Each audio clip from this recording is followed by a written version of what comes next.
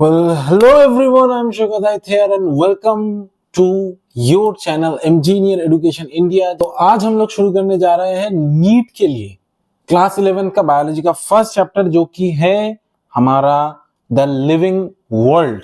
एक छोटू सा चैप्टर है, जल्दी से निपटाते हैं और जल्दी खत्म करते हैं ना। तो चलो बिना देरी किए, it's your channel engineer education India. I am Shaukat sir here. चलिए शुरू करते हैं पढ़ना। सर सिर्फ पढ़ाओगे या फिर मजाक भी करोगे? नहीं, पढ़ने के टाइम पे कोई मजाक नहीं होगा। जैसा कि आप लोग देख पा रहे हैं तो हमारा जो एनसीईआरटी का बेटा जो फर्स्ट चैप्टर है वो है लिविंग वर्ल्ड। लिविंग वर्ल्ड में हम लोग एनसीईआरटी के सारे चैप्टर्स में ना ऐसे लेके चलेंगे कि आपका नीट का 1 या 2 या 3 जितना भी क्वेश्चंस एक चैप्टर से आए वो आपका कवर हो जाना चाहिए, ठीक है। क्योंकि बायोलॉजी में हम लोगों का टारगेट रहना चाहिए नीट में 360 आउट ऑफ 360, तभी जाके आप लोग फिजिक्स और केमिस्ट्री में एक अच्छा स्कोर लेकर 600 प्लस का टारगेट कर पाओगे। लेकिन अगर तुमने 360 को ही इग्नोर करके 300 या फिर 320 लाने की भी कोशिश किया तो फिजिक्स या फिर केमिस्ट्री में अगर एक भी खराब हो जाता है बच्चे तो तुम्हारा नीट में सिलेक्शन के चांसेस बहुत ही ज्यादा कम हो जाएगा। अब बात आते हैं कि ये लेक्चर कौन देखे। जो ड्रॉपर है, जो फ्रेशर्स है, सर कौन देखे? ड्रॉपर भी देखो, फ्रेशर्स भी देखो, 11th के जो स्टूडेंट्स हैं, जो लोग अभी बोर्ड्स में हो, जिन लोगों ने अभी तक एचएस नहीं दिया वो भी देख सकते हो। तो चलिए सब्सक्राइब सब आपके हाथों में है, ये आपका चैनल है, मैं ये सब करने को नहीं बोलूंगा। सीरियसली ये मेरा फर्स्ट एंड लास्ट वर्ड था इस चैनल में सब्सक्राइब को लेके, जो कि बहुत ही तुच्छ सा चीज है। क्योंकि मैं ये चैनल उन लोगों के लिए शुरू कर रहा हूं जिनके पास हार्डली अपने फुल फैमिली में एक मोबाइल फोन और एक नेट रिचार्ज का पैसा है, ठीक है। तो चलिए देखते हैं कि एनसीईआरटी के उस कोने में हम लोग जाके पढ़ेंगे बेटा जिसमें आप सभी लोगों का डाउट्स आता है। मैं ये गारंटी के साथ आपको लिख के देता हूं कि रटवा दूंगा एनसीईआरटी का एक एक लाइन, ठीक है, एक एक लाइन रटवा दूंगा, ये मेरा वादा है आपसे। क्योंकि मैंने खुद नीट में बायोलॉजी में 340 प्लस स्कोर किया है और वो कौन सा मिस्टेक मैंने किया था अपने नीट के दौरान जिसके वजह से मैंने 10 या फिर 20 मार्क्स गलती कर दिया, तो वो मैं आप सभी लोगों से शेयर करूंगा। चलिए, तो फर्स्ट ऑफ ऑल एनसीईआरटी का ये जो सामने वाला पार्ट है तो ये बहुत ही इंपॉर्टेंट होता है, जिसमें साइंटिस्ट का नाम दिया रहता है, जिसमें सबसे पहले आपको दिखाया होगा कि अर्नेस्ट मेयर सर का एक नाम दिया हुआ है। तो हमें वो भी पढ़ के रहना पड़ेगा, क्योंकि क्या होता है बच्चा कि कभी ना कभी ऐसा होता है कि यहीं से ही 1 या फिर 2 सवाल उठ के आ जाता है, क्योंकि एनटीए वाले चाचा का कोई भरोसा नहीं है कि कहां से क्वेश्चन उठा के आपके लिए प्रिपरेशन कर दे, ठीक है। यहाँ पे बोल रहा है कि अर्नेस्ट मेयर के बारे में कुछ बोला जा रहा है, वो हम लोग पढ़ रहे हैं कि बोल रहा है कि बॉर्न ऑन 5 जुलाई 1904, जो कि एक डेट है। ये आपके लिए एक सेकेंड रुक जाओ, मुझे थोड़ा सा इसको सेट करने दो, ठीक है। तो 5 जुलाई 1904 को अर्नेस्ट मेयर साहब ने फर्स्ट इस दुनिया में कदम रखा था। हे सर ये क्या बोल रहे हैं आप? चलो, in Kempten, Germany, Ernest Mayr, the Harvard University evolutionary biologist who has been called the Darwin of 20th century. बस और एक question, the Darwin of 20th century किसको बोला जाता है? अर्नेस्ट मेयर को बोला जाता है, ठीक है। Was one of the 100 great scientists of all time. क्या बोल रहे हैं कि ग्रेटेस्ट 100 साइंटिस्ट में से एक है हमारे Ernst Mayr sir. Mayer joined Harvard's Faculty of Arts and Science in 1953 and retired 1957, assuming the title Alexander Agassiz Professor of Zoology Emeritus. Throughout his nearly 80-year career, his research spans ornithology, taxonomy, जू, geography, evolution, systematics, जिसको लेके इस chapter में बहुत ज्यादा बात होने वाला है वो systematics and the history of physiology और बायोलॉजी, ठीक है। इन सब को लेके उन्होंने रिसर्च किया था। He almost single handedly made the origin of species diversity the central question of evolutionary biology that is today. He also pioneered the currently accepted definition of a biological species. इन्होंने क्या किया था? Pioneered the currently accepted species definition of a biological species. मतलब अभी जो biological species का जो accepted definition है वो किसने दिया था? अर्नेस्ट मेयर साहब ने दिया था। ये आपको याद रखना है। क्यों? क्योंकि इतना क्वेश्चंस रिपीटेड आ रहा है नीट में इतने सालों के दौरान, तो एनटीए का एक ही गोल है कि हम थोड़ा सा आउट ऑफ ट्रैक जाके ये 10-20 नंबर हम घुमा फिरा के अगर क्वेश्चंस कर देंगे एक साल में, तो बच्चा वहीं पे घबरा जाएगा। तो हमें एनसीईआरटी का एक भी कोना नहीं छोड़ना और क्लास के दौरान ही आप सभी लोगों को रिवाइज करके जाना है। मैं फिर से बोल रहा हूं कि रटवा दूंगा बायोलॉजी, 360 में से 360 ले आने में आपको कोई नहीं रोक सकता। इसके बाद चैनल में फिजिक्स और केमिस्ट्री का भी वीडियोस आएगा और आप देखेंगे कंटेंट किस लेवल का जा रहा है। चलिए, Mayer was awarded the 3 prizes widely regarded as triple crown. ये क्वेश्चन बहुत ही इंपॉर्टेंट है। ट्रिपल क्राउन किसको दिया गया था? अर्नेस्ट मेयर को दिया गया था। ये बात हमेशा याद रखना कि ट्रिपल क्राउन किसको दिया गया था? Triple crown of biology Ernest Mayr साहब को दिया गया था। ठीक है। And the Balzan prize in 1983, the international prize for biology in 1994 and the Crawford Prize in 1999.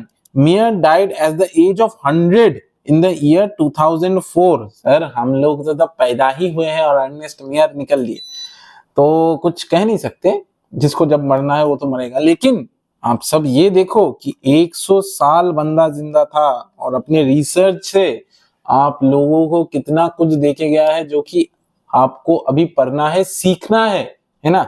Sir कहाँ देखे गए हैं, हमारा तो सिलेबस भर गया है। भाई थोड़ा तो पढ़ लो, ऐसा मत करो, है ना।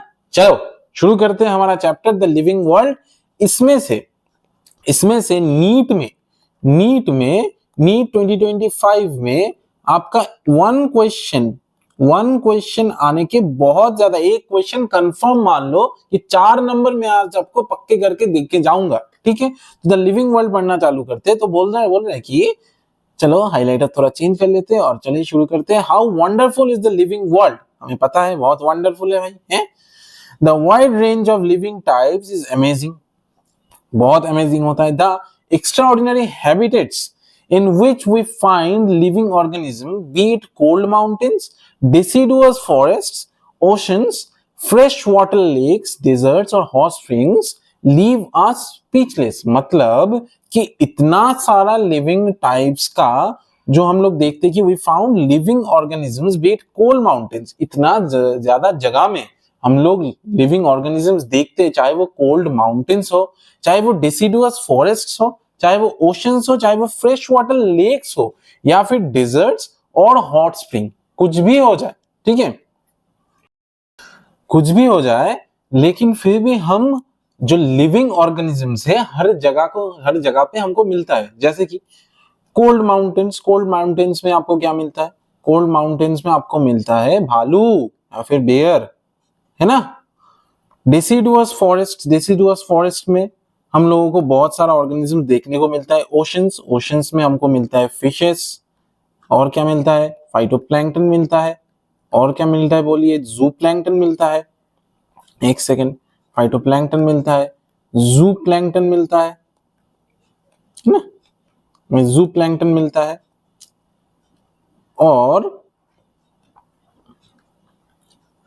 और हमें क्या मिलता है? और भी बहुत सारा ऑर्गेनिजम्स हमको मिलता है। फ्रेश वाटर लेक्स में भी हमको एल्गी वगैरह देखने को मिलता है ना। और डेजर्ट में हम लोगों को जो देखने को मिलता है वो आप जो जानते हैं कि आप लोग बाद में पढ़ेंगे जाके कि डेजर्ट लिजर्ड देखने को मिलता है हमें डेजर्ट में, हमको ऊंट देखने को मिलता है डेजर्ट में। बहुत सारा ऐसा ऑर्गेनिज्म होता है जो कि स्पेशली डेवलप्ड होता है। आपका ज़ेरोफिटिक प्लांट्स भी जो होता है वो भी आपको डेजर्ट में देखने को मिलता है। और हॉट स्प्रिंग्स में हमको क्या मिलता है? थर्मोबैसिलस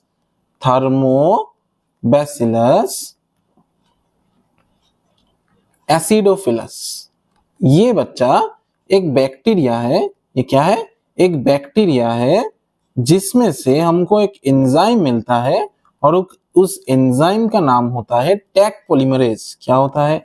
थर्मोबैसिलस एसिडोफिलस नाम का एक बैक्टीरिया हमको देखने को मिलता है और इसमें से हमको एक एंजाइम मिलता है जिसको हम लोग बोलते हैं टैग पॉलीमरेज।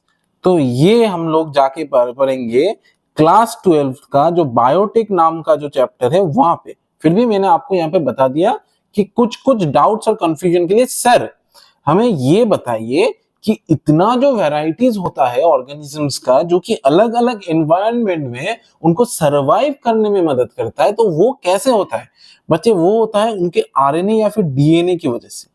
ठीक है, उनके आरएनए या फिर डीएनए की वजह से। क्यों? क्योंकि यही तो वो पार्ट्स हैं हमारे बॉडी का जो कि हमें वेरिएशन लाने में मदद करता है। और वो कैसे करते हैं वो हम लोग धीरे धीरे आगे जानेंगे। ठीक है, तो चलिए, the beauty of galloping horse of the migrating birds, the valley of flowers और the attacking shark evokes and a deep sense of wonder. मतलब बोल रहे हैं कि गैलोपिंग जो हॉर्स होता है of the migrating birds, the beauty of a galloping horse of the migrating bird, galloping horse या फिर migrating bird या फिर the valley of flowers और the attacking shark evokes awe and a deep sense of wonder। मतलब हम लोगों के जहन में, हम लोगों के मन में ये लाता है कि ये सब बहुत ज्यादा वंडर कर रहा है हम लोगों को, कि इतना सारा वैरायटी आ कहां से रहा है। वही हम लोग इस लिविंग वर्ल्ड में पढ़ेंगे। हालांकि हम लोग लिविंग वर्ल्ड में ये चीज सब चीजें नहीं पढ़ने वाले, ये सब चीजें जस्ट टच करने वाले हैं। इसके बाद जो आपका biological classification, plant kingdom, animal kingdom नाम का चैप्टर होगा, वहां पे हम लोग ये सब चीजों को पढ़ेंगे कि ये सब आता कहां से है ना।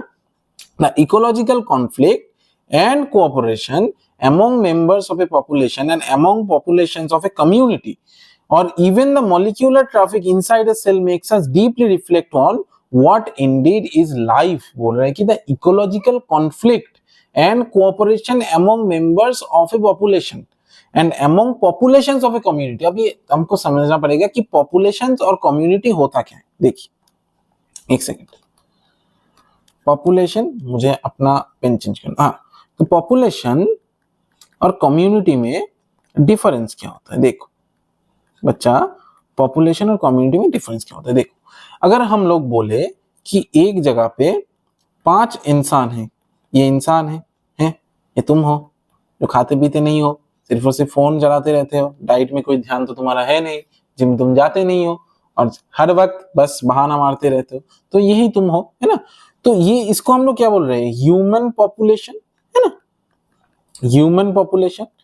और बहुत सारा ऐसा ह्यूमन पॉपुलेशन या फिर हो गया डॉग पॉपुलेशन, है ना, आसपास भोग भोग करता है ना, डॉग पॉपुलेशन।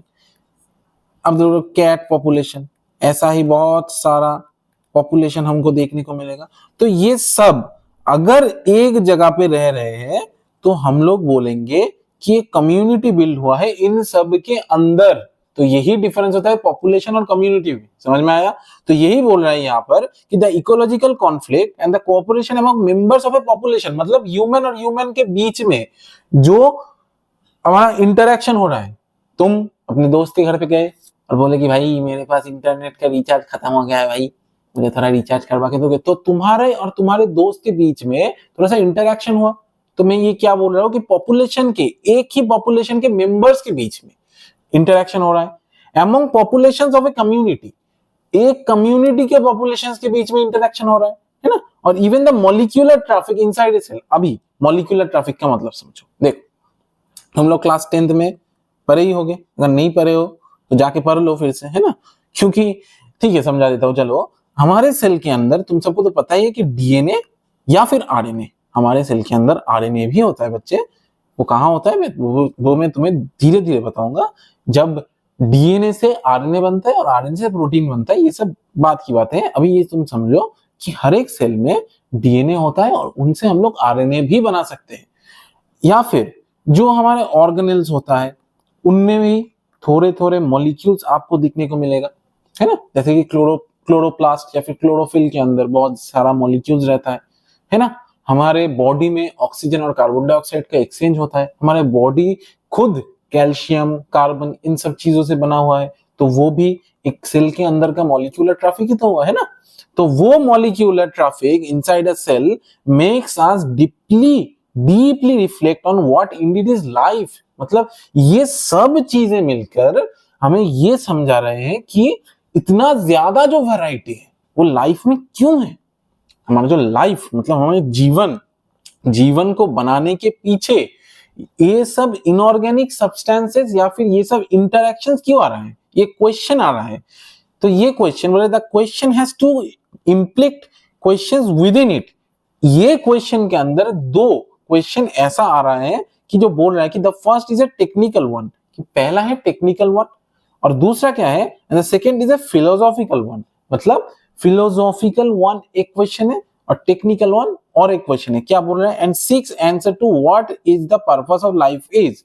एक बोल रहा है कि एक टेक्निकल क्वेश्चन है कि ये सब मॉलिक्यूलर ट्रैफिक आपस में काम कैसे करते हैं, ये है टेक्निकल वन वाला क्वेश्चन। और फिलोसॉफिकल वन वाला क्वेश्चन ये है कि जो तुम्हें सोचना पड़ेगा इतिहास घाट के, इतिहास को छेड़छाड़ करके, उसको थोड़ा सा मरम्मत करके, समझ रहे हो ना, जो तुम्हारा काम नहीं है वो तो तुम्हारे दादा परदादा या फिर वो लोग जो मतलब जो लोग इतिहासविद होते हैं वो लोग करते हैं।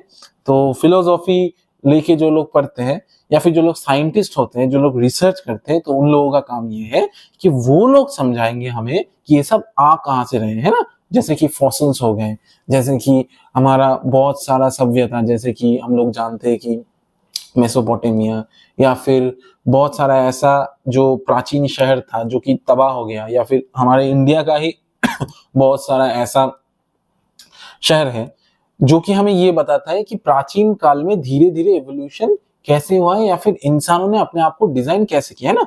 As scientist we shall not attempt answering the second question. Scientist का काम नहीं है, मैंने बोल ही दिया। तुम्हारे दादा परदादा में अगर कोई भी 1% साइंटिस्ट होंगे तो उन लोगों का काम ये नहीं था, अभी मजाक करोगे। The second question we will try to reflect on what is living. अब आओ चैप्टर के पेज में। ये होता है एनसीईआरटी का एक पैरा समझाने में 15 से 20 मिनट लगेगा भैया, समझ लो। रटवा के ऐसे ही नहीं जाने दूंगा, है ना। अब की बार 700 पार, है ना। चलो, मुझसे बढ़ रहे हो तुम। चलो, कोई भी फालतू की चीजें, एक्स्ट्रा चीजें जो कि आपको आपके कोचिंग के स्टडी मटेरियल्स में मिलेगा, छोड़ दो भाई, नहीं आता है। 7 साल से पढ़वा रहा हूँ, 7 साल से 1000+ बच्चे अभी तक गाइड कर चुका हो, तो तुमको कोई भी गलत गाइडेंस मुझसे तो नहीं मिलेगा। तो एनसीईआरटी खुद भी नीट क्रैक कर चुका हूं भाई। तो ये बता देता हूं कि एनसीईआरटी के लाइन के एक भी बाहर, एक वर्ड बाहर नहीं आएगा। बहुत बेसिक सा क्वेश्चन आता है नीट का। अगर आप इसके बाद पीवाईक्यू सॉल्व कर देते हो और 1-2 मॉक टेस्ट इसी चैप्टर के ऊपर, मैं ये नहीं बोला फुल सिलेबस मॉक टेस्ट, इसी चैप्टर के ऊपर अगर कोई भी जगह से जाके क्वेश्चन उठा के आप लोग सॉल्व करने लग जाते हो, तो आप देखना कि इस चैप्टर में पकड़ आपका अभी बन जाए, है ना। चलो, diversity in the living world. चलो हम इस टॉपिक का भी शुरू करते हैं, diversity in living world. If you look around you will see a large variety of living organisms. अगर आप आसपास देखें तो आपको आसपास दिखेगा कि आपके आसपास 2-4 कुत्ते भौंक रहे हैं। पक्षियां तो तुमने मार दिया, उड़ा दिया भाई, बिल्डिंग बना दिया हम सभी लोगों ने, है ना। अपनी कैट्स, कुत्ते, बिल्ली, इन सब की चीजों, और क्या बचा है, सांप, इन सब चीजों के अलावा तुम्हें तो कुछ दिखाई भी नहीं देगा, या फिर तुम खुद को भी देख सकते हो आईने में जाके, जो भी है। अब देखो, अब क्या बोल रहा है, B it potted plants, insects, birds, your pets और अदर एनिमल्स एंड प्लांट्स। मैंने बोल दिया कि your pets, other animals and plants, ठीक है। तो तुम ये सब देख सकते हो, जाके देखो, मजे करो भाई। मुझे क्या है, पर पहले क्लास कर लो, है ना। There are also several organism that you can not see with your naked eye. बहुत सारा ऑर्गेनिज्म ऐसे भी होता है, जैसे कि बाहर घूमने गए और घर पे आए, खॉक खॉक किया, काशी, मतलब बंगाली में, मैं बंगाली हूँ तो थोड़ा थोड़ा बंगाली वर्ड्स मुंह से निकल जाएगा, ऐसे कि जैसे कि मेरा भी थोड़ा सा कफ का प्रॉब्लम है अभी, तो तो बैक्टीरियल इन्फेक्शन हो जाता है हम लोगों को, जिसके वजह से हमको डॉक्टर के पास जाना पड़ता है। तो ऐसे बहुत सारे बैक्टीरिया या फिर यूनिसेलुलर फंगाई या फिर यूनिसेलुलर प्रोटिस्ट होते हैं जो हम लोग नेकेड आई से नहीं देख सकते। उसके लिए हमारे पास क्या यंत्र है, जिसको हम लोग माइक्रोस्कोप बोलते हैं ना। But they are all around you, but they are all around you. और तुम जान के हैरान होगे कि इतने सारे डाइवर्सिटी होता है सिर्फ और सिर्फ बैक्टीरिया में, कि वो सब हमारे टोटल वर्टिब्रेट से भी ज्यादा होता है ना। ये बाद की बात है, अभी चलो इसमें फोकस करते हैं। If you were to increase the area that you make observations in, the range and variety of organisms that you see would increase। अगर तुम एरिया बढ़ा दो, जैसे कि अभी अगर तुम घर पे देखो तो तुम्हारा पेट मिलेगा, तुम्हारे मम्मी पापा मिलेगा, तुम खुद ही तो एक पेट हो भाई, है ना। घर पे तो तुम्हें पाला हुआ है तो तुम मिलोगे, और तुम्हारे आसपास का, तुम्हारा घर के अगर कुछ गार्डन हो घर के आसपास तो वो दिखने को मिलेगा। लेकिन और तुम एरिया बढ़ा दो, तुमने बोला कि मैं भाई पूरा इंडिया को देखूंगा, है ना, तो वहां में तुमको बैक्टीरिया वायरस बहुत कुछ मिलेगा। घर पे भी मिलेगा बैक्टीरिया वायरस, ऐसा है नहीं, है ना। बहुत सारे इंसेक्ट कॉकरोचेस वगैरह ये सब भी मिल सकता है, थोड़ा देख के रखना, है ना। तो if you were to increase the area that you make observations in, the range and the variety of organisms that you see would increase obviously, है ना। Obviously if you were to visit a dense forest, अगर तुम एक घना जंगल में जाओ, you would probably see a much greater number and kinds of living organisms in it। मतलब अगर तुम एक घना जंगल में जाओ तो तुम बहुत सारे लिविंग ऑर्गेनिजम्स को पाओगे, ऐसा कि जो तुमने अभी तक डिस्कवरी नहीं किया है ना। जैसे कि बहुत सारे प्लांट हो गया, बहुत सारे एनिमल्स हो गया, बहुत सारे इंसेक्ट्स हो गया। ऐसा हम लोग जानते हैं कि अमेज़न के रेन फॉरेस्ट में, जो कि सबसे डेंस फॉरेस्ट है हमारे पूरे अर्थ के अंदर, जो कि हमारे अर्थ का एक बहुत ज्यादा अमाउंट ऑफ ऑक्सीजन सप्लाई करता है, तो वहां पे वैराइटीज ऑफ ऑर्गेनिजम्स मिलता है ना। You would probably see much greater number and kinds of living organisms in it। Each different kind of plant, animal or organism that you see represent a species। क्या represent करते हैं? First keyword हमें मिल गया यहाँ पे species, है ना। तो एक एक ऑर्गेनिज्म क्या रिप्रेजेंट करता है? स्पीसीज। तो ये हो गया तुम्हारे टैक्सोनॉमी का सबसे आखिरी वाला टैक्सॉन। इस वर्ड में गौर करना, ये टैक्सॉन क्या चीज है मैं थोड़ी देर में आऊंगा। अभी देख लो कि ये एक एक टैक्सॉन होता है, क्या होता है वो मैं बाद में बताऊंगा, ठीक है। The number of species that are known and described range between 1.7 to 1.8 million. कितना स्पीसीज होता है? Near about 1.7 to 1.8 million. अभी जिन लोगों को नहीं पता कि भाई मिलियन क्या होता है, देखो बच्चा, 10 लाख में होता है 1 मिलियन, है ना, और 100 करोड़ में होता है 1 बिलियन। ठीक है, ये बात हमेशा याद रखना।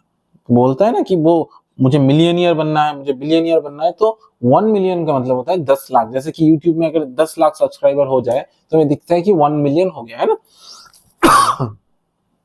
तो this refers to biodiversity or the number and types of organisms present on earth। ये क्या बोल रहा है कि ये बायोडाइवर्सिटी है, and or the number or types of animals present on a number or types of animals, मतलब कितने तरीके के एनिमल्स रहता है। जैसे कि डॉग हो गया एक तरीके के एनिमल है, कैट हो गया एक तरीके के एनिमल है, तुम हो गए एक तरीके के एनिमल है ना। तो हम सब भी तो एनिमल ही है, एनिमलिया में ही तो बिलोंग करते हैं, है ना। तो this refers to biodiversity. Sir ये क्या चीज है बायोडाइवर्सिटी? देखो एक सेकंड रुक जाओ। बायोडाइवर्सिटी जिसका सीधा सीधा मतलब है बायो और डाइवर्सिटी। बायोडाइवर्सिटी का मतलब है, बायो मतलब कोई भी लिविंग थिंग, है ना, और डाइवर्सिटी का मतलब है कितना डाइवर्स है वो, तुम कितने वैरायटीज उसमें पाओगे। तो उन सब वैरायटीज को मिला के हमको बोलते हैं कि बायोडाइवर्सिटी, यानी कि बायोलॉजिकल या फिर लिविंग थिंग का वैरायटी कितने प्रकार का हो सकता है ना। We should remember here that we explore new areas और even old once.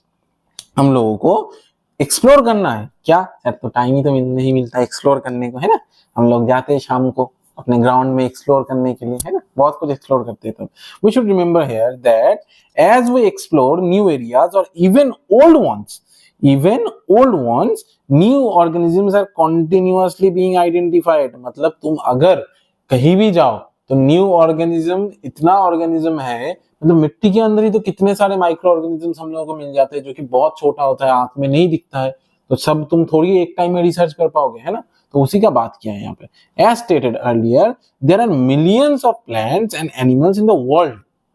millions of plants and animals in the world, है ना? We know that plants and animals in our area by their local names. हम लोग जो use करते हैं वो लोग लोकल नेम से हम लोग जानते हैं। जैसे कि हमारे यहाँ पे मैंगो को बोलते हैं आम, है ना? अभी तुम जाओगे जापान में, अच्छा मैंने एक बंगाली में वर्ड लिख दिया, जैसे कि मैंगो को हम लोग बोलते हैं, क्या बोलते हैं? आम, है ना? हिंदी में लिखूं तो थोड़ा थोड़ा हिंदी तो मुझे भी आता है भाई, मैंगो को बोलते हैं आम, है ना? तो बाय देयर लोकल नेम्स। अभी अगर तुम जाओगे जापान में, और बोलोगे कि मुझे आम खाना है, मुझे आम चाहिए, मुझे आम दे दो, मुझे मैंगो दे दो, तो वो लोग कुछ अगर इंग्लिश समझते हैं, या फिर और कहीं अगर जाओगे अफ्रीका में या फिर और कहीं जहाँ पे इंग्लिश का उतना ज्यादा मतलब वो नहीं है, वो लोग उतना इंग्लिश समझते नहीं है, तो वो लोग बोलेंगे कि भाई मैंगो क्या है, ये आम क्या है, ये आम तो हमें पता ही नहीं है ना? तो हम लोग अपनी लोकेलिटी में जो नाम यूज करते हैं, उनको बोलते हैं local name. This local names would vary from place to place, मतलब जगह से जगह तक ये वेरी करता रहेगा भाई, है ना? कहीं पे ये बोलता है आम, तो कहीं पे और कुछ बोलता है। तमिल में क्या बोलता है मुझे नहीं पता, बंगाली में तो आम ही बोलते हैं भाई। इवन विद इन एक कंट्री में भी आम ही बोलते हैं मैंगो को, है ना? Probably you would recognize the confusion that would be created if we did not find ways and mean to talk to each other to refer to organisms we are talking about। मतलब क्या है? थोड़ा सा पानी पीने में, थोड़ा सा, एक second.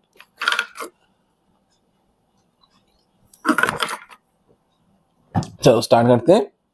Probably you would recognize the confusion that would be created if we did not find ways and means to talk to each other to refer to organisms we are talking about। मतलब अगर you would recognize the confusion that would be created if we did not find ways and means to talk to each other to refer organisms we are talking about। मतलब अगर हमको ये नहीं पता कि आम क्या है, कल को मैं तुम्हें बोल दूं कि ग्रेप, अंगूर, उसको आम बोलते हैं, हमारे यहाँ पे अंगूर को आम बोलते हैं। चलो अभी कोई बाहर से आया तो वो आदमी को ये पता है कि मैंगो को आम बोलता है, तो उसने आके ये बोला कि भाई मुझे आम खाना है, तुमने अंगूर का गुच्छा उसके सामने रख दिया क्योंकि तुम्हारे यहाँ पे तो आम बोलता है ना? तो हमें ये पता होना चाहिए कि एक ही ऑर्गेनिज्म को या फिर एक ही स्पीसीज का चीज को हम लोग कैसे बोल रहे हैं, है ना? तो वही बोल रहे हैं, अपने घुमा फिरा के एक ही बात है। चलो, hence there is a need to standardize the meaning of living organisms such that a particular organism is known by same name all over the world। तो हमें ऐसा एक ही नाम लेना पड़ेगा कि तुम ये नहीं बोल सकते कि इसको, जैसे कि आम का साइंटिफिक नेम है मैंजीफेरा इंडिका, जिन लोगों को नहीं पता सुन लो, अभी आम का साइंटिफिक नेम होता है मैंजीफेरा इंडिका। तो इसी प्रोसेस को हम लोग बोलते हैं नॉमेनक्लेचर। मतलब पूरे वर्ल्ड में अगर तुम जापान में भी जाओगे और बोलोगे कि आम दो, तो वो लोग तुम्हें कुछ नहीं देंगे, है ना? क्योंकि मुझे पता ही नहीं कि आम क्या होता है। तो अगर तुम बोलो कि I want a Mangifera indica, हालांकि उसे पढ़ा लिखा भी होना चाहिए, मैंजीफेरा इंडिका समझ, लेकिन ये तो साइंस में एक ही नाम से हम लोग इसको पुकारते हैं और उसी को हम लोग बोलते हैं, उसका नामकरण करना, मतलब साइंटिफिकली उसका नामकरण करना, जिसको बोलते हैं नॉमेनक्लेचर। अगर तुम साइंस में आके बोलो कि मुझे आम खाना है, तो तुम ये नहीं बोलोगे कि आम खाना है, तुम बोलोगे कि मुझे मैंजीफेरा इंडिका चाहिए। क्या चाहिए? मैंजीफेरा इंडिका चाहिए। तो जापान में भी लोग समझ जाएगा कि अच्छा ये तो पढ़ा लिखा है और इसे मैंजीफेरा इंडिका यानी कि आम खाना है, तो वो एक आम लेके तुम्हारे सामने रख देगा और बोलेगा कि 500 रुपया निकालो फिर दूंगा। है ना? Obviously nomenclature naming is only possible when the organism is described correctly, जब उसको करेक्टली डिस्क्राइब किया जाए। ऐसा नहीं कि नॉमेनक्लेचर कुछ भी रख दो, आम का नाम में मैंगो होता है इसीलिए मैंजीफेरा इंडिका रखा हुआ है ना, ऐसा नहीं कि आम का नाम पाइसम सटाइवर रख दो, है ना? ऐसा नहीं होता है। नॉमेनक्लेचर एक साइंटिफिक तरीके से होगा, ठीक है? Naming is only possible when the organism is described correctly and we know to what organism the name is attached to. This is called identification. Identification का मतलब क्या है? समझना कि उसको कैसे डिस्क्राइब किया गया है। क्या किया गया है? डिस्क्राइब किया गया है। तो इसी को बोलते हैं आइडेंटिफिकेशन, कि उसका नाम पढ़ के, उसका साइंटिफिक नेम पढ़ के तुम्हें ये पता लगना चाहिए बच्चे कि उसका नाम से ही तुम्हारा आधा चीजें क्लियर हो जाएगा, उसका कैरेक्टरिस्टिक कि क्या चीज है ना। और तुम्हें मैं बोलूं मैंजीफेरा इंडिका, तो ये मैंगो की तरह साउंड कर रहा है ना, और इंडिका नाम क्या साउंड कर रहा है, इंडिया की तरह साउंड कर रहा है ना, तो यही है। चलो अभी हम लोग इस बात के ऊपर आते हैं कि नीट का ये क्वेश्चन है कि नोमेनक्लेचर आइडेंटिफिकेशन को लेके तुम्हारे पीवाईक्यू में एक क्वेश्चन है, when the organism is described correctly and we know what organism the name is attached to, this is called identification। ये डिट्टो उठा के तुम्हें क्वेश्चन पूछ देगा कि इसको क्या बोलता है, और तुम लोग हो जाओगे कंफ्यूज क्योंकि एनसीईआरटी तुमने पढ़ा नहीं, स्टडी मटेरियल पढ़ा हुआ है ना, तो इसलिए मैं बोल रहा हूँ सिर्फ एनसीईआरटी में स्टिक कर जाओ भाई, 360 की गारंटी मेरा है तुम लोगों को, ठीक है। In order to facilitate the study, number of scientists have established procedures to assign a scientific name to each known organism. In order to facilitate the study, number of scientists have established procedure to assign a scientific name to each known organism। मतलब scientist जब आए तो उन्होंने एक procedure study किया, उन्होंने एक procedure बनाया कि कैसे हम लोग एक एक ऑर्गेनिज्म का साइंटिफिक नेम डिजाइन कर सकते हैं। This is acceptable to biologist all over the world. इसीलिए मैंने कहा कि नोमेनक्लेचर के लिए ऑल ओवर द वर्ल्ड की जो बायोलॉजिस्ट है उन लोगों का एक टीम बैठा और उन लोगों ने डिसाइड किया कि ऑल ओवर द वर्ल्ड एक ही नाम चलेगा, क्योंकि भाई आम से हम लोग बहुत परेशान है। For plant scientific names are based on agreed principles and criteria which are provided in international code for botanical nomenclature। First important question, क्योंकि मिक्स एंड मैच करके जब बोलेगा कि आईसीबीएन क्या है, जब तुम्हारे पास इतना सारा शॉर्ट फॉर्म आ जाएगा तब तुम लोग जाके ये बोलोगे कि भाई मुझे तो नहीं पता, मैं तो कंफ्यूज हो गया। तो तुम्हें ये पता होना चाहिए कि आईसीबीएन मतलब क्या है, international code for botanical nomenclature. ये तुम्हारा पीवाईक्यू है, रट लो इन सब चीजों को। हाउ आर एनिमल्स नेम्ड, अब एनिमल्स को कैसे नेम करेंगे, बोटेनिकल नोमेनक्लेचर मतलब क्या, पेड़ों का तो नेम करवा दिया international code for botanical nomenclature वाला जो संस्था है उसके साइंटिस्ट ने। अब एनिमल का कौन करेगा, उसका जिम्मा लिया है international code for zoological nomenclature यानी कि आईसीजेडएन ने, कि भाई हम तो सिर्फ और सिर्फ एनिमल्स की नेमिंग करेंगे, है ना। Scientific names that each organism has only one name. Description of any organism should enable the people in any part of the world to arrive at the same name। एक ही नाम से पूरे organism को हम लोग any part of the world में ये accepted है। कोई भी ऑर्गेनिज्म का बस एक ही साइंटिफिक नेम होगा, है ना। They also ensure such that such a name has not been used for any other known organism। कोई भी जाना पहचाना अपना रिश्तेदारी का ऑर्गेनिज्म, वो ऑर्गेनिज्म का एक ही नाम नहीं होना चाहिए ना। Biologists follow universally accepted principles to provide scientific names to known organisms। Each name has two components, the generic name and the specific epithets। तो एक नाम का दो कंपोनेंट होता है बच्चे, वो होता है जेनेरिक नेम, क्या होता है जेनेरिक नेम, और स्पेसिफिक एपिथेट। मतलब ये जो हम लोगों ने पढ़ा जो कि है साइंटिफिक नेम, जिसमें जो हम लोगों ने पढ़ा कि मैंजीफेरा इंडिका, मैंजीफेरा इंडिका। अभी इसको लिखने का प्रोसीड्यूर भी मैं तुम लोगों को सिखाने वाला हूँ बहुत जल्दी। तुम लोगों को पता है, अगर कोई भी महान बच्चे को नहीं पता है तो उस महान बच्चे के लिए मैं हूं ना, सर किस लिए, है ना। तो चलो, जेनेरिक नेम और स्पेसिफिक एपिथेट क्या होता है। तो ये जो फर्स्ट वाला हिस्सा है ये हमारा जेनेरिक नेम, और स्पेसिफिक एपिथेट ये सेकंड वाला हिस्सा है ना। जेनेरिक नेम हमको ये बोलता है कि किस जीनस से वो लोग बिलोंग करते हैं, और स्पेसिफिक एपिथेट हम लोग ये बोलता है कि किस स्पीसीज से वो लोग बिलोंग करते हैं। तो समझ में आया कि जेनेरिक नेम और स्पेसिफिक एपिथेट हमको क्या बोलता है। तो the system of providing a name with two components is called binomial nomenclature. पूछ लेगा कि किसने दिया था, भाई तुम बोलोगे कैरोलस लिनियस साहब ने दिया था। बाइनोमिनल नोमेनक्लेचर जो कि जेनेरिक नेम और स्पेसिफिक एपिथेट को लेके एक नाम बनाता है, वो किसने दिया, कैरोलस लिनियस ने दिया। तुम्हारा पीवाईक्यू है बच्चे, कैरोलस लिनियस ने क्या दिया, बाइनोमियल नोमेनक्लेचर। कैसे लिखते हैं इसमें भी एक पीवाईक्यू बनता है ना। तो हर एक PYQs को हम लोग डिस्कस करेंगे बहुत ही अच्छी तरीके से। कोई फालतू का चीजें डिस्कस मैं तो नहीं करवाने वाला। अगर तुम किसी और से पढ़ना चाहते हो तो पढ़ लो, तुम्हारी मर्जी ना। नीट में पहले 360 ला लो, फिर कर लेना PhD बायोलॉजी में। is being practiced by biologists all over the world. This naming system using a two-word format was found convenient. बहुत ज्यादा convenient लगा उनको. Let us take the example of mango to understand the way sir ने पढ़ा दिया. Scientific names better. The scientific name of mango is written as, हम लोगों को तो पता है क्योंकि हम लोग सर के स्टूडेंट्स हैं। सर के स्टूडेंट ने सर ने पहले ही बता दिया कि मैंजीफेरा इंडिका होता है, क्या होता है, कैसे होता है, सब सर ने करवा दिया। अभी बच्चों जो क्वेश्चंस आ सकता है ना, जो क्वेश्चन आ सकता है वो यहां से आ सकता है। ये पैराग्राफ तुम लोगों के लिए बहुत ही ज्यादा इंपॉर्टेंट है।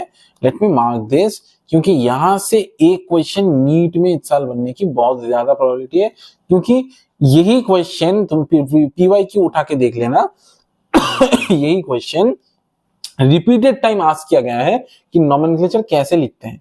Other universal rules of nomenclature are as follows, बहुत ही ज्यादा इंपॉर्टेंट। और जो जो चीजें बहुत ज्यादा इंपॉर्टेंट है मैं उनको पिंक कलर के हाइलाइटर से हाईलाइट करवा रहा हूं, और थोड़ा सा कम जो इंपॉर्टेंट है वो ब्लू कलर के हाइलाइटर से मिल रहा है ना। बायोलॉजिकल नेम्स, और ये डिट्टो PDF में कहां मिलेगा? टेलीग्राम पे मिलेगा भाई। ग्रुप बना दिया है, टेलीग्राम चैनल है, सॉरी ग्रुप नहीं बनाया है, चैनल है, जाओ जाके फ्री ऑफ कॉस्ट ज्वाइन कर लो, है ना। चलो, biological names are generally in Latin. किसमें होता है भाई? लैटिन में होता है। किसमें होता है? लैटिन में होता है। क्यों होता है लैटिन में? क्योंकि सबसे ज्यादा जो हम लोगों का आविष्कार हुआ है वो लैटिन वर्ड और उन लोगों के साइंटिस्ट में ही किया गया है ना। रिटन इन इटैलिक्स, किस में लिखा जाता है? इटैलिक्स में लिखा जाता है सर। अब हम इटैलिक्स में कैसे लिखेंगे उसका भी हल है भाई। अगर दे आर लैटिनाइज्ड और derive from Latin irrespective of their origin, कुछ भी हो जाए भाई, अगर तुम्हें मटर का दाना दिख जाए तो उसको भी तुम्हें, उसका नाम भी तुम्हें लैटिनाइज करना पड़ेगा, है ना। नहीं तो ये सख्त रूल है कि उस साइंटिस्ट, वो लोग, उनका आत्मा तुम्हें आके मर्डर कर देगा, है ना। मजाक था। The first word in a biological name represents the genus, while the second component denotes the specific epithet, जो कि तुमको हमने बता दिया। Both the words in a biological name when handwritten, अगर तुम लोग हाथ से लिख रहे हो, जैसे कि सर ने यहाँ पर हाथ से लिखा हुआ है, तो सर ने क्या किया? एक अंडरलाइन किया गया है ना। तो वो लोग क्या करते हैं इनको कि सेपरेटली अंडरलाइन करते हैं, एक साथ अंडरलाइन नहीं कर देना, सेपरेटली अंडरलाइन करना है। प्रिंटेड इन इटैलिक्स तो आइडेंटिफाई देयर लैटिन हो जाएगा। अगर तुम इटैलिक्स में प्रिंट कर सकते हो तो बहुत बढ़िया, और अगर तुम लोग तो एग्जाम हॉल में प्रिंट नहीं करने बैठोगे, है ना, तो एक लाइन खींच देना ताकि ये रूल फॉलो हो। The first word denoting the genus starts with a capital letter. अब अगर जीनस को स्टार्ट किया जाए, जैसे कि मैंने यहाँ पे लिखा हुआ है कि मैंजीफेरा को मैंने स्टार्ट किया है, तो ये M देखो कैपिटल में लिखा हुआ है, लेकिन स्पीसीज को मैंने स्मॉल लेटर से ही लिखा हुआ है ना। चलो, तो while the specific epithet starts with a small letter, it can be illustrated with the example of Mangifera indica। भाई आम का बहुत शौक है यहाँ पे, तो हम लोग अभी भी 5 नंबर पेज पे ही है, और हार्डली तुम्हारा क्लास 10 नहीं 20 से 30 मिनट लगेगा, और ये क्लास हम लोग कवर कर लेंगे, क्योंकि कुछ कुछ की जो पॉइंट्स है वो लोग हम लोग पहले देखेंगे ना। चलो, name the author appears after the specific epithet, that is at the end of the biological name is written and abbreviated from, example Mangifera indica lean। देखो कंफ्यूजन कहां पे होगा? 4 ऑप्शंस देगा, बोलेगा कि लिखते कैसे है साइंटिफिक नेम्स को, देगा मैंजीफेरा। देखना प्रीवियस ईयर क्वेश्चन में अवेलेबल है ना, मैं कोई फालतू का बात नहीं कर रहा हूं, प्रीवियस ईयर उठा के देख लेना कि यही क्वेश्चन तुम लोगों से गलत होगा। मैंजीफेरा इंडिका दे देगा, मैंजीफेरा इंडिका कार्लिन दे देगा, मैंजीफेरा इंडिका लिन दे देगा, और एक ऑप्शन दे देगा कि मैंजीफेरा इंडिका कैरोलस लिन। मैं क्वेश्चंस भी तुम लोगों के साथ साथ कवर करने की कोशिश कर रहा हूं, ताकि ज्यादा से ज्यादा रिवीजन तुम लोग इसी क्लास के थ्रू कर सको। तो ये ऑप्शन 1, 2, 3 4 दे देगा और बोलेगा कि कौन सा नाम सही है, और तुम लोग मार के आ जाओगे ये हो गया गलत। या फिर ऑप्शन ए में ही दे देगा मैंजिफेरा इंडिका, तुम लोग मार के आ जाओगे ये, इसको कोई देखेगा भी नहीं, है ना, इसको कोई देखेगा भी नहीं। और सही ऑप्शन कौन सा है? सही ऑप्शन है मैंजिफेरा इंडिका लिन। तो ये दो हो गए गलत और ये हो गया सही। गलत क्या सही क्या मुझे ना पता, है ना। तो चलो, it indicates the species was first described by Linnaeus, कि लिनियस ने ये स्पीसीज किया फर्स्ट डिस्कवर किया हुआ है ना। जो साइंटिस्ट ने ये स्पीसीज फर्स्ट दिया हुआ है, उस साइंटिस्ट का जो मतलब जो सेकंड नेम, जो उसका टाइटल है, तो वो जाके वहां पे लग जाएगा। Since it is nearly impossible to study all the living organisms, all the living organisms को तुम स्टडी नहीं कर सकते, it is necessarily to devise some means to make it possible। कुछ तो ऐसा करना पड़ेगा ना कि तुम लोग उन सारे ऑर्गेनिजम्स को एक साथ आइडेंटिफाई कर पाओ, एक साथ क्लासिफिकेशन कर पाओ। हाँ, आ गया ये वर्ड क्लासिफिकेशन, यही से आया है। कहां से आया है क्लासिफिकेशन? मेरे साथ बोलो, यही से आया हुआ है क्लासिफिकेशन, कि हम लोग क्लासिफाई करेंगे ऑर्गेनिजम्स को, है ना, ताकि सभी ऑर्गेनिजम्स को हम एकजुट कर पाए। जैसे कि अगर तुम्हें मैं बोल दूं कि एक इंसान है वो है लंबा, एक इंसान है वो है नाटा, एक इंसान है वो है चौड़ा, एक इंसान है वो है पतला, एक इंसान है जिम गोअर, एक इंसान है जो कि हॉस्पिटल के बेड में है, एक इंसान है जो कि काला है, एक इंसान है जो कि गोरा है। नहीं भाई, एक ही जगह पे इंसान क्लासिफाई हो गया, ठीक है। Classification is the process by which is grouped into convenient categories based on some easily observable characters। बाहर का कैरेक्टर्स देखो, क्लासिफाई कर दो। हाथ पैर सब कुछ है, बोल दो 4 हाथ पैर है तो टेट्रापोडा, टेट्रा मतलब 4, पोडा मतलब हाथ या फिर पैर, या फिर पोडियम मतलब जो हम लोग का हाथ पैर रहता है उनको हम लोग पोडा बोलते हैं ना।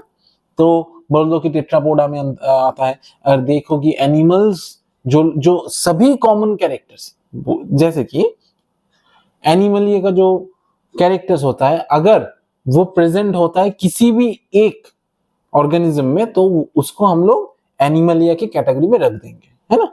जैसे कि एक एग्जांपल ले लो जो कि है क्या एग्जांपल दूं तुम्हें,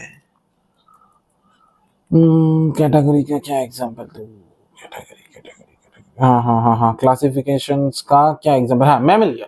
जैसे कि मैमरी ग्लैंड है तो बोल दो कि मैमलिया के अंदर है ना।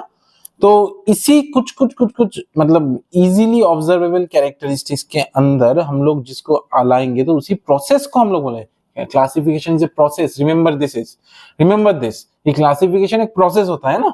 For example, we easily recognize groups such as plants और एनिमल्स और डॉग्स और कैट्स और इंसेक्ट्स। देख के ही पता लग जाता है कि इंसेक्ट्स, मैक्सिमम इंसेक्ट्स का बाहर का जो आउटर लेयर होता है काइटिनियस होता है, वो लोग सेगमेंटेड होता है ना। तो ये सब देख के हम लोग को पता चल जाता है कि हाँ ये तो एक इंसेक्ट है, पक्षी है नहीं, है ना। The moment we use any of these terms, we associate certain characteristics with the organism that group. What image do you see when you think of a dog? क्या इमेज थिंक करना sir? सबसे पहले मैं अपना image लाता हूँ दिमाग में, क्योंकि घर वाले बोलते रहते हैं हमने तो कुत्ता पाला है। ऐसा कुछ नहीं, तुम कुत्ते नहीं हो, तुम भी इंसान हो, बस इंसानों की तरह हरकत करना चालू करते हैं ना। Obviously, each one of us see dogs and not cats. Now, if you are think Alsatians, we know that what we are talking about. अगर हम लोग Alsatian के बारे में बात करें, Alsatian जो कुत्ता होता है, जो डॉग होता है, तो अगर उनके बारे में हम लोग बात करें तो स्पेसिफिक काइंड ऑफ डॉग्स के बारे में हम लोग बात कर रहे हैं ना। ऐसे ही अगर हम लोग मैमल्स बोले, जिसका एग्जांपल मैंने तुम्हें अभी दिया, तो you would of course think of animals with external ear and body hair और mammary gland। of course body hair रहेगा, external ear पिना रहेगा, है ना। जैसे कि पक्षी एविस, या फिर जो लोग बर्ड होते हैं, जो लोग नहीं जो बर्ड होता है, तो उनका एक्सटर्नल ईयर पिना नहीं रहता है ना। तो वो लोग देखना सुनता है, वो लोग, उन लोगों के पास एक्सटर्नल ईयर पिना एब्सेंट होता है, लेकिन वो सुन पाते हैं क्योंकि उनका भी कान होता है ना। Likewise, in plants, we try to talk of wheat. The picture of our mind will be of wheat plants, not rice, any other plants. Since all these dogs, cats, mammals, wheat, rice plants, etc. are convenient categories we use to study organisms. ठीक है? ये सब category है जिसमें हम लोग organisms को study करते हैं। The scientific term for this called is taxa. यही line scientific term for this category is called taxa. सबसे ज्यादा कंफ्यूज होता है कि टैक्सा क्या है, टैक्सा क्या है। देखो चलो थोड़े एनसीईआरटी का लास्ट में घूम के है ना, ये देखो तुम्हें देख रहे हैं कि केपीसी ऑफ जीएस क्या है, केपीसी ऑफ जीएस, इसको हम लोग कैसे याद रखेंगे, केपीसी ऑफ जीएस। केपीसी नाम का एक मेडिकल कॉलेज है वेस्ट बंगाल में, तो प्राइवेट मेडिकल कॉलेज, तो उसके नाम से तुम याद रख सकते हो कि केपीसी ऑफ जीएस मतलब केपीसी ऑफ जीएस। ठीक है, ये जो तुम लोग देख रहे हो, K for kingdom, P for phylum, C for class, O for order, F for family, G for genus और एस फॉर स्पीसीज। डिवीजन हम लोग किसके लिए यूज करते हैं, डिवीजन जो ये वर्ड आता है ये प्लांट के लिए यूज किया जाता है ना, और फाइलम जो वर्ड आता है ये सिर्फ और सिर्फ एनिमल्स के लिए यूज किया जाता है। ठीक है, समझ में आया ये बात। तो ये सब क्या है, ये सभी एक एक टैक्सॉन है। क्या है, टैक्सॉन। अगर तुम बहुत सारा एक साथ यूज करो, जैसे कि प्लूरल फॉर्म में अगर यूज करो तो तुम लोग बोलोगे कि टैक्सा है। अगर एक एक करके यूज करो, सिंगुलर नंबर में अगर यूज करो तो टैक्सॉन होगा। तो ये सभी एक एक टैक्सॉन है। जैसे कि एनिमलिया है, किंगडम के अंदर पड़ता है एनिमलिया, है ना, तो ये क्या है, टैक्सॉन है, एक टैक्सॉन है। ठीक है, अब अगर तुम स्पीसीज में आ जाओ, जैसे कि हम लोगों ने अभी पढ़ा था कि मैंजीफेरा इंडिका, या फिर एनिमल के एक एग्जांपल ले लो होमो सेपियंस, है ना, तो सेपियंस क्या है, एक स्पीसीज है, ये भी एक टैक्सॉन है। ये सभी, ये हर एक टैक्सॉन के अंदर बिलोंग करता है ना।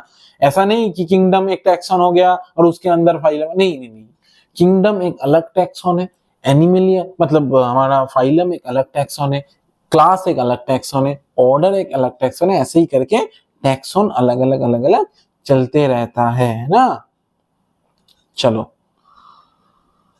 ओके, तो here you must recognize that taxa can indicate categories at very different levels. Plants also form taxa. मैंने बोल ही दिया कि plants ये सभी हर एक टैक्सा में आएगा, है ना। जैसे प्लेंटी एक टैक्सा है, एनिमलिया एक टैक्सा है, किसके अंदर आता है, किंगडम में आता है ना। Wheat is also taxa, wheat भी एक टैक्सा है। Similarly animals, mammals, dogs are also taxa, ये सब भी आता है टैक्सॉन में। समझ में आया। But you know that dog is a mammal and mammals are animals. Therefore, animals, mammals, dogs represent taxa at different levels. क्यों? Kingdom, phylum, class, ये सब different levels जाके हम लोग उसको डिस्क्राइब करेंगे, लेकिन है हर एक टैक्सा ही। लेकिन हर एक ऐसा नहीं कि एक ही टैक्सा है, एक एक अलग अलग इंडिविजुअल टैक्सा में इन सब चीजों को हम लोग डिस्कस करते हैं। Hence, based on characteristics, all living organisms can be classified into different taxa. This process is called taxonomy. क्या बोलते हैं इसको, टैक्सोनॉमी। नीट का क्वेश्चन है भाई, बहुत इंपॉर्टेंट है, मार्क कर लो कि टैक्सोनॉमी किसको बोलते हैं और टैक्सा किसको बोलते हैं। एग्जाम्पल देके पूछ लेगा, 4 मार्क्स गलत हो जाएगा, फिर जाके मुझे मत बोलना, है ना। External and internal structure along with the structure of cell development process and ecological information of organisms are essential and form the basis of modern taxonomic studies, है ना। तो यही basis of modern taxonomic studies को belong करवाता है। external and internal structure along with the structure of cell, cell का structure हो गया, डेवलपमेंट प्रोसेस हो गया, इकोलॉजिकल इंफॉर्मेशन ऑफ ऑर्गेनिजम्स हो गया, ये सब एसेंशियल होता है मॉडर्न टैक्सोनॉमिक स्टडीज के लिए। जैसे कि अगर तुम अफ्रीका के इंसान को स्टडी करने जाओगे तो तुम रशियन एनवायरनमेंट में थोड़ी करोगे, अफ्रीकन एनवायरनमेंट ही तो करोगे, जहाँ पे धूप होगा बहुत सारा, जहाँ पे जंगल होगा बहुत ज्यादा, जहाँ पे लेक स्पॉन्ज वगैरह होगा बहुत ज्यादा, उनके हाइट को स्टडी करोगे तो इकोलॉजिकल इंफॉर्मेशन कहाँ का लोगे, अफ्रीका का ही लोगे, है ना। इंटरनल स्ट्रक्चर का किसका लोगे, हमारा तो लोगे नहीं, अफ्रीकन पीपल का ही लोगे।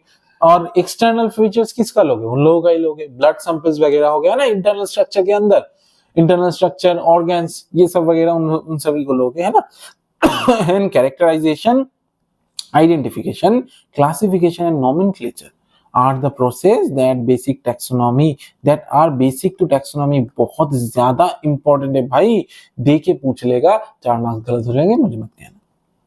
ये 4 चीजें, characterization, identification, classification and nomenclature are the process that are basic to taxonomy. Taxonomy का 4 बेसिक चीजें क्या है? कैरेक्टराइजेशन हम लोगों ने पढ़ लिया, आइडेंटिफिकेशन कैसे आइडेंटिफाई करते हैं वो भी हम लोगों ने पढ़ लिया, क्लासिफिकेशन कैसे करते हैं टैक्सोनॉमी के दौरान वो भी हम लोगों ने देख लिया, और नोमेनक्लेचर कैसे लिखते हैं, वेंजीफेरा, इंडिका, लिन, ये सब वगैरह भी हम लोगों ने देख लिया। अभी आते हैं, स्विच करते हैं नेक्स्ट पर। Taxonomy is not something new, ये कोई न्यू चीजें नहीं है ना। Human beings are always been interested in knowing more and more about the various kinds of organisms, particularly with reference to their own use. अपने uses के लिए बहुत सारे ऑर्गेनिजम्स बहुत सालों से ह्यूमन बीइंग्स ने यूज करके रखा हुआ है। In early days human beings needed to find sources for their basic needs for food, clothing and shelter. तुम्हें सब तो पता ही है, शेल्टर, फूड, ये सब तो लगता ही है। Hence the earliest classification were based on the uses of various organisms.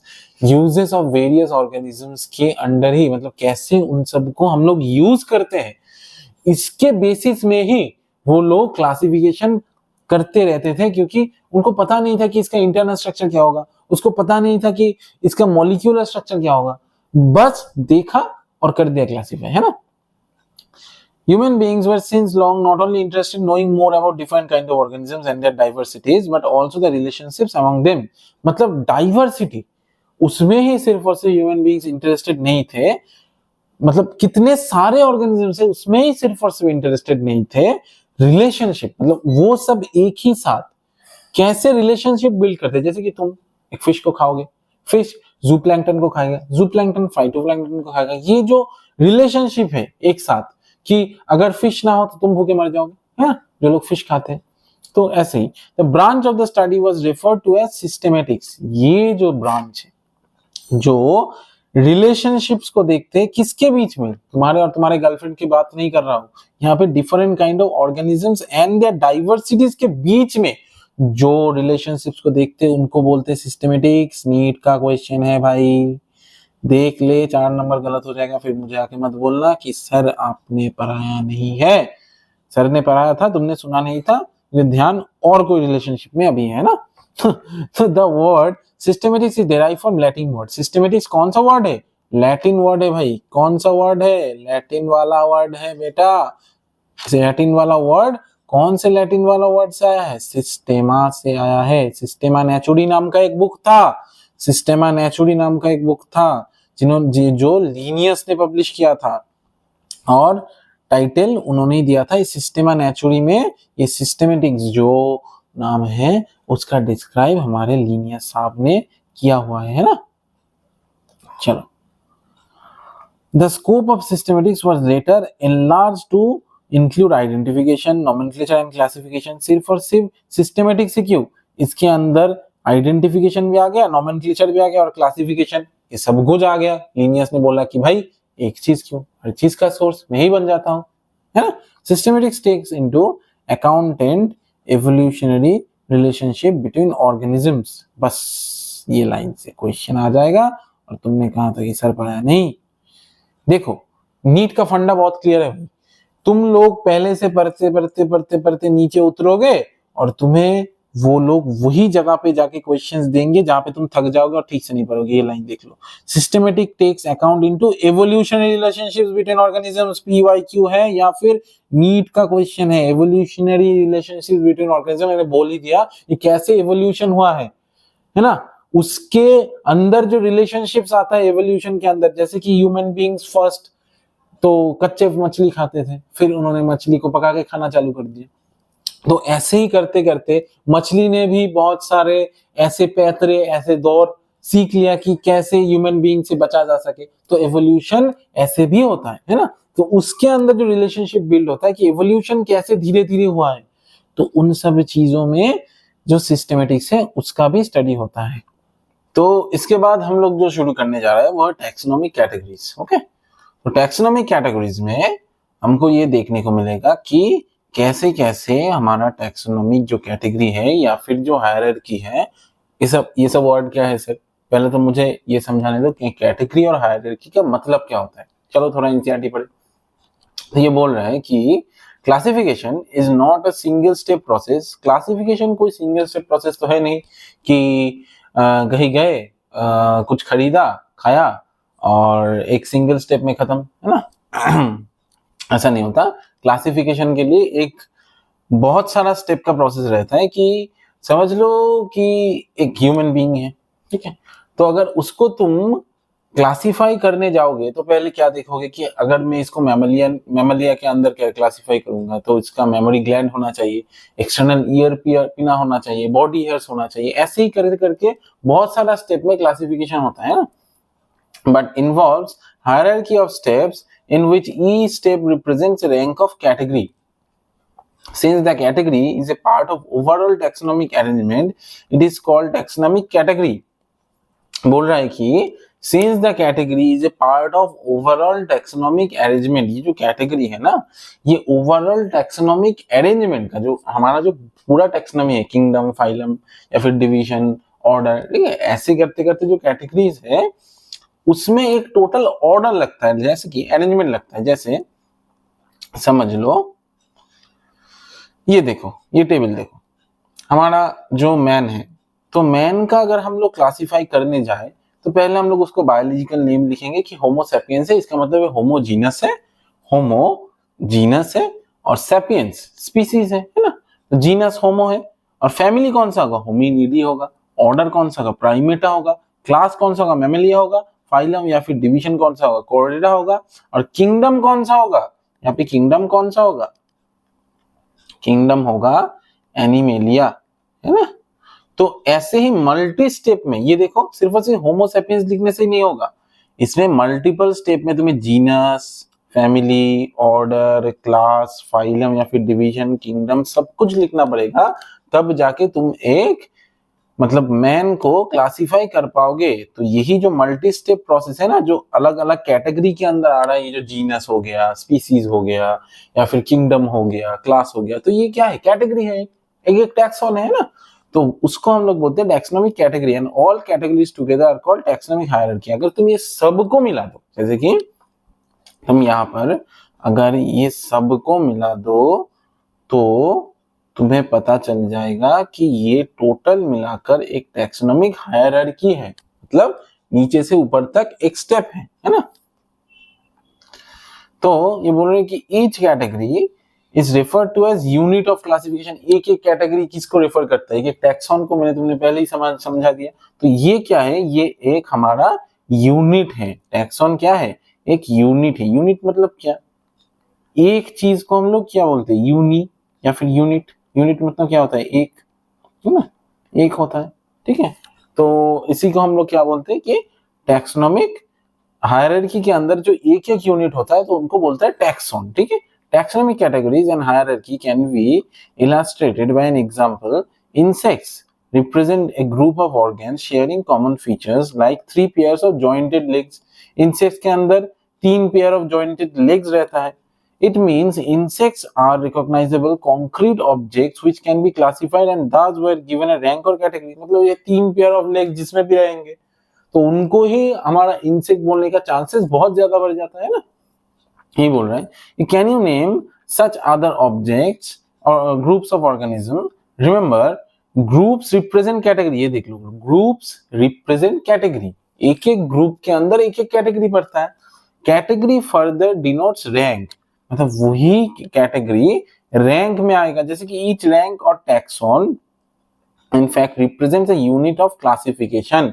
एक एक रैंक या फिर एक एक टैक्सॉन जो हमने पढ़ा कि अभी एक यूनिट है ना, तो in fact represents a unit of classification. मैंने बोला कि क्लासिफिकेशन की यूनिट क्या है, टैक्सॉन है, वही घुमा फिरा के एक एक बात बोल रहा है।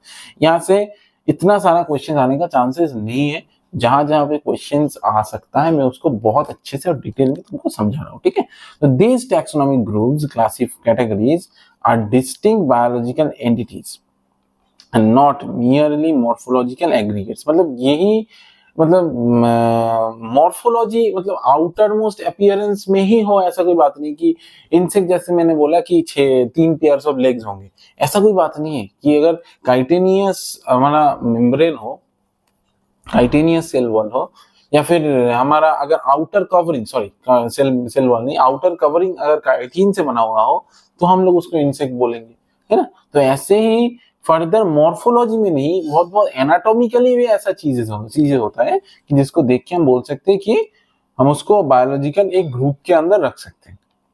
Taxonomic studies of all known organisms have led to the development of common categories such as kingdom, phylum or division for plants, class, order, family, genus, species. मैंने तुम सबको पढ़ा ही दिया पहले. All organisms, including those in plants and animal kingdoms, have species as the lowest category. देखो, all organisms, including those in plant and animal kingdoms, ये सब kingdom है, plant और animal है ना. तो ये बोल रहे हैं कि have species as lowest category. Lowest category कौन सा है? Species है.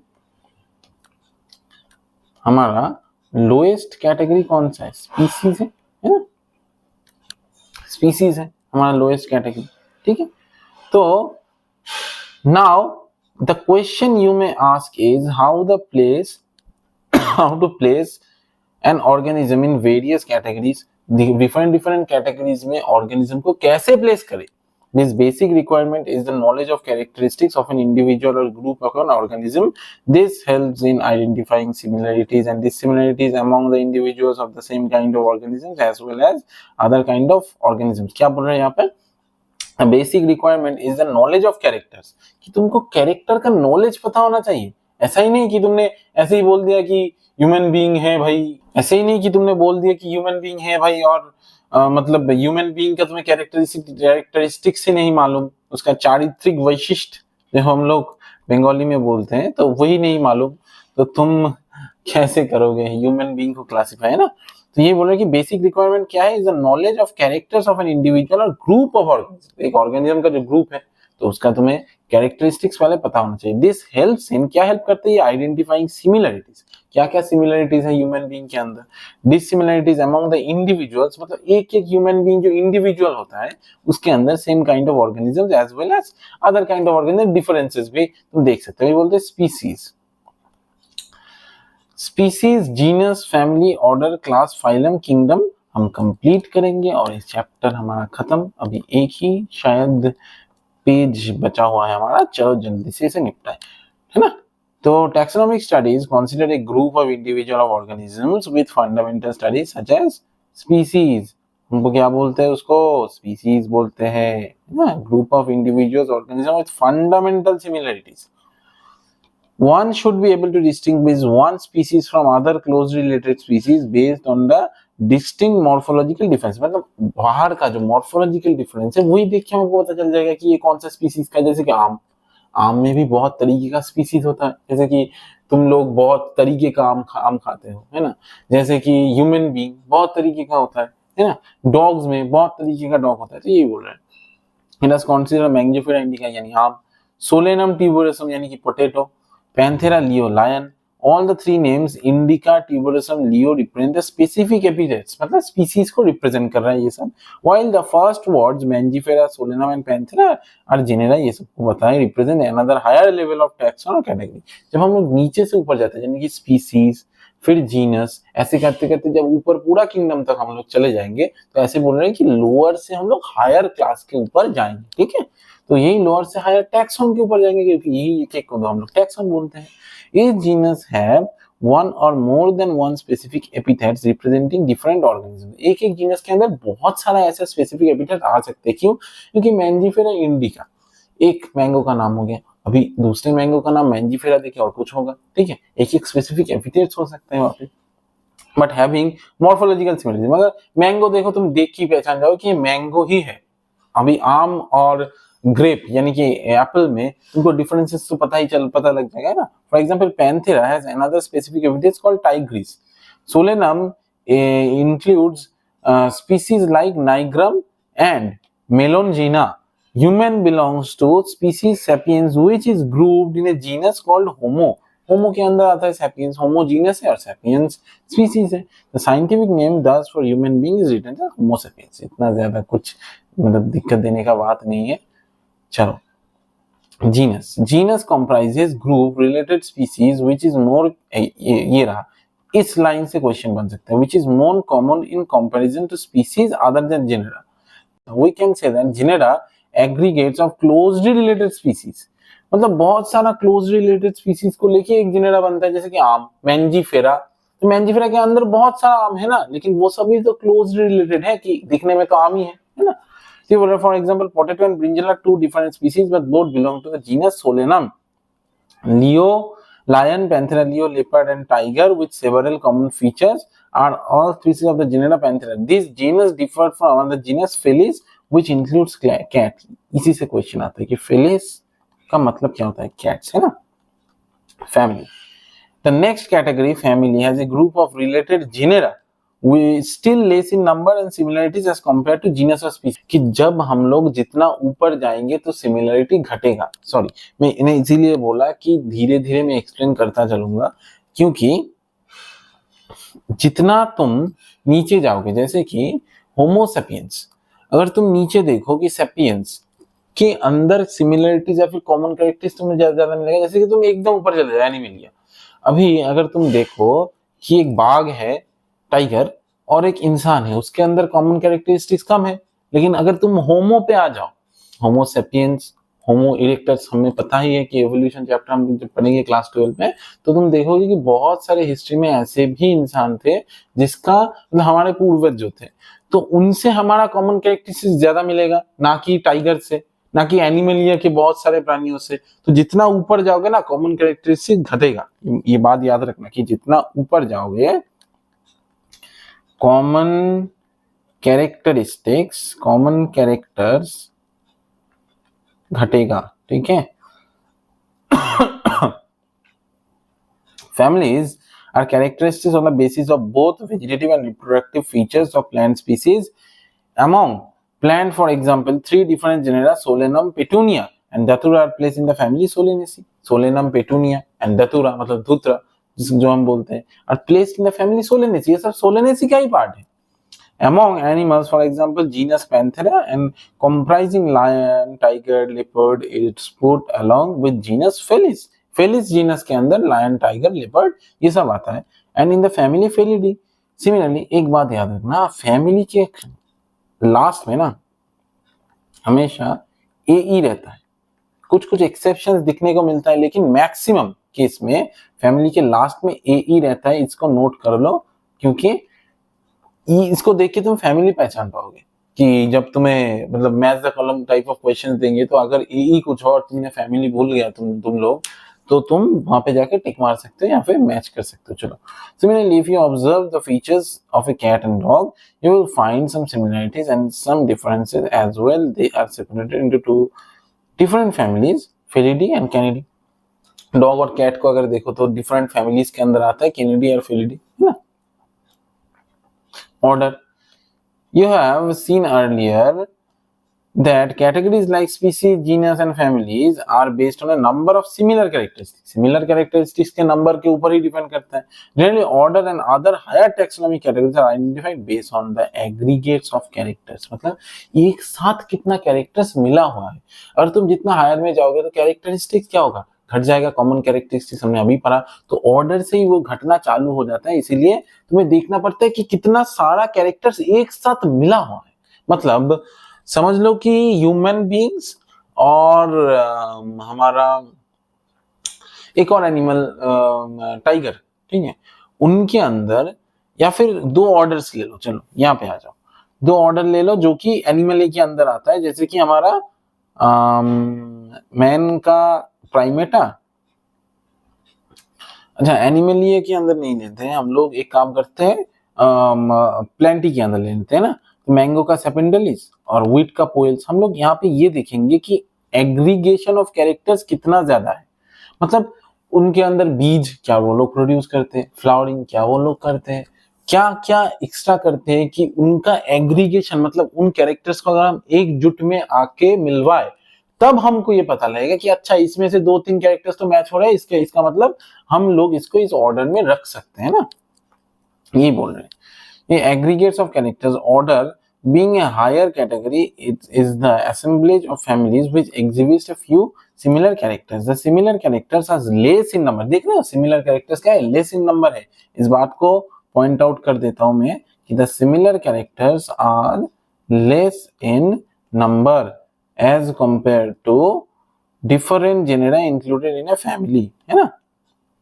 Plant families like Convolvulaceae, Solanaceae are included in the order Polymonials, mainly based on the floral characters. मतलब ये सब कौन से ऑर्डर के अंदर आते हैं? पॉलीमोनियल्स के अंदर आते हैं ना, mainly based on the floral characters. Okay, floral characters जो हमारा फूल होता है तो उसके कैरेक्टर्स के अंदर हम लोग ये जो फैमिली है कॉन्वल्वुलेसी और जो सोलेनेसी है उनको हम लोग रखते हैं। Animal order Carnivora includes families like Felidae and Canidae, जो लोग कार्निवोर्स होते हैं ना। तो क्लास, अभी क्लास के अंदर क्या बोला इन लोगों के, क्लास मतलब हमारा क्लास नहीं इसका क्लास। तो for example order Primata comprising monkey, gorilla given placed in class Mammalia along with the order carnivora that includes animal like tiger, cat, dog. Class mammalia has other orders also. और भी सारे orders हैं यहाँ पे, है ना। Phylum, भाई phylum वही, फाइलम मतलब fishes, amphibia, reptiles, birds along with mammals constitute the next higher category called phylum. All these based on common features present on a notochord. ये बात को याद रखना, है ना। यहाँ से क्वेश्चन बनने के चांसेस है कि common features like presence of notochord and dorsal hollow neural system. हमारा जो नोटोकॉर्ड है वो कहाँ होता है? डोर्सल में। कैसा होता है? हॉलो होता है। तभी तो उसके अंदर से जो कॉर्ड है, जो तार टाइप का जो मटेरियल है, जो स्पाइनल कॉर्ड जाता है ना, तो वो पास हो सकता है। Are included in phylum Chordata, इसीलिए तो बोलते कि प्रेजेंस ऑफ कॉर्ड लाइक एक स्ट्रक्चर होता है यहाँ पर, है ना। इस hollow type of vertebral canal में, एक कैनाल है, एक कैनाल टाइप ऑफ, मतलब एक बीच का जो पोर्शन है वो हॉलो है ना। वर्टिब्रल कॉलम, इस कॉलम के अंदर से जो जाएगा वही होगा हमारा स्पाइनल कॉर्ड, है ना। And included in case of plants, classes with few similar characters are assigned to higher categories called division. Plant के लिए division यूज होता है, मैंने पहले ही बोला था, और हमारा एनिमल्स के लिए फाइलम यूज होता है, ठीक है। चलो किंगडम, अभी यही हमारा लास्ट टॉपिक है किंगडम। किंगडम हाईएस्ट कैटेगरी है। Animalia is the classification system of animals, and Plantae on the other hand is distinct and comprises all the plants. Therefore we will refer to two groups, animal and plant kingdoms. These taxonomies categories from species to kingdom have been shown in ascending order starting with species in figure 1.0. तुम्हें NEET में direct question दे देगा कि ascending order बताओ क्या होता है, तब तुम्हें इसी लाइन का यूज करके वो क्वेश्चन सॉल्व करना है। PYQ है, देख जाके चेक कर लेना, ठीक है। However, taxonomists have also developed subcategories in hierarchy to facilitate more sound and scientific placement of various taxa. ये सब कैटेगरी तुम लोग जब मतलब बायोलॉजिकल क्लासिफिकेशन पढ़ोगे वहां पे मेंशन्ड है। Say for example, as we go higher from species to kingdom, the number of common characteristics goes on decreasing. देखा, जब भी तुम हायर में जाओगे कॉमन कैरेक्टरिस्टिक्स क्या होगा? लो होगा। मैंने तुमसे बोला ही था पहले कि कॉमन कैरेक्टरिस्टिक्स क्या होगा? कैरेक्टर्स क्या होगा? लो होगा, है ना। जितना ही तुम हायर में जाओगे, lower the taxa, more the characteristics that the members within the taxa share, higher the categories, greater the difficulty to determining the relationship to other taxa at the same level. मतलब difficulties होता है ना कि अगर तुम एक human being देखो और कोई एक मतलब और एक कोई भी एनिमल्स देख लो उनके अंदर तुम्हें डिफिकल्टीज महसूस होगा कि अच्छा ये तो ह्यूमन बीइंग से मिलता नहीं है, तब तुम्हें और थोड़ा और कुछ क्लासिफिकेशंस देखना पड़ेगा, है ना। तो ये चार्ट बहुत ही ज्यादा इंपॉर्टेंट है। हाउस फ्लाई, मुस्का, डोमेस्टिका, कहाँ प्रॉब्लम्स आता है मैं इस चार्ट में, बाकी ये चार्ट तुम लोग देख लेना, इसे पढ़ाने वाला कोई बात नहीं है।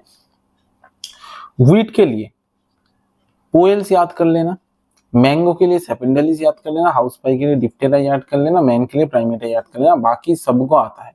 मैंगो का फैमिली याद कर लेना, एनाकार्डियेसी, मतलब हार्ट की तरह दिखता है, कार्डियक मसल की तरह दिखता है, हार्ट की तरह।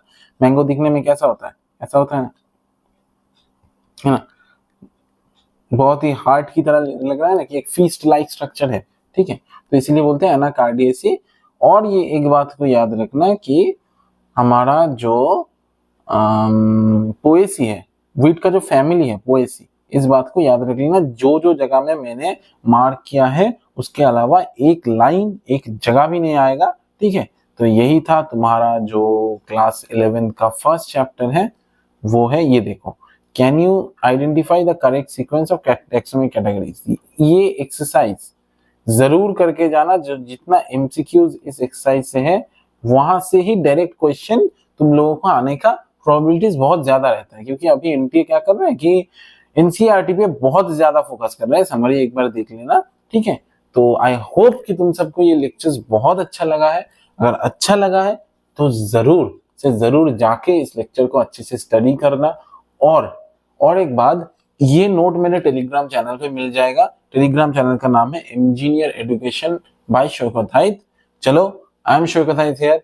मिलते हैं आपको नेक्स्ट वीडियो में, शायद मैं कल ही अपलोड कर दूं और ये वीडियो आज चला जाएगा। Till then stay tuned, good bye, शुक्रिया।